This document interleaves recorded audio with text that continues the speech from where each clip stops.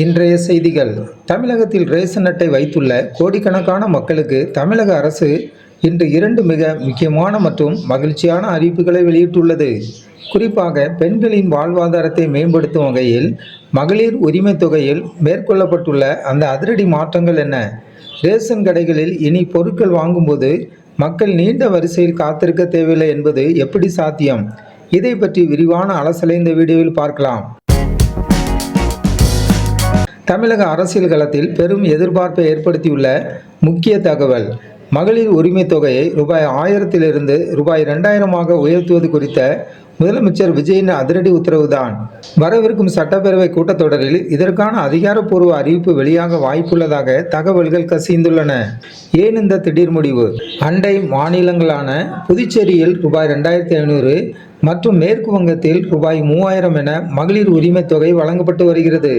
அந்த மாநிலங்களில் உள்ள நடைமுறைகளை ஆய்வு செய்துள்ள தமிழக அரசு எங்கும் அதே திட்டத்தை அமல்படுத்த வேண்டிய கட்டாயத்தில் உள்ளது. முதலமைச்சர் விஜய் அவர்கள் இதற்கான நிதி ஆதாரங்களை திரட்ட தேவையான ஆய்வுகளை விரைந்து முடித்து அறிக்கை சமர்ப்பிக்க அதிகாரிகளுக்கு அதிரடியாக உத்தரவிட்டுள்ளார்.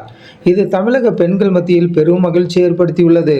அடுத்ததாக ரேஷன் கடை முறைகேடுகளுக்கு முற்றுப்புள்ளி வைக்கும் வகையில் தமிழக அரசு ஒரு புதிய திட்டத்தை கையில் எடுத்துள்ளது.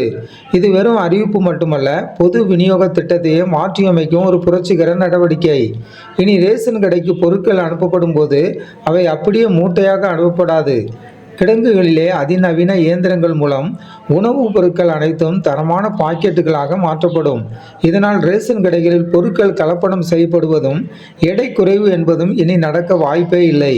இது குறித்து உணவுத்துறை அமைச்சர் வெங்கட்ரமணன் அவர்கள் கூறுகையில், நேரடியாக பாக்கெட் செய்யப்பட்டு கடைகளுக்கு வருவதால் விநியோகத்தில் முழு வெளிப்படைத்தன்மை இருக்கும் என்று உறுதியளித்துள்ளார்.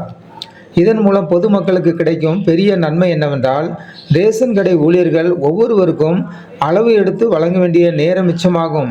இதனால் மக்கள் வெயிலில் நீண்ட நேரம் வரிசையில் காத்திருப்பது தவிர்க்கப்பட்டு மிக விரைவாக பொருட்களை பெற்று செல்ல முடியும்.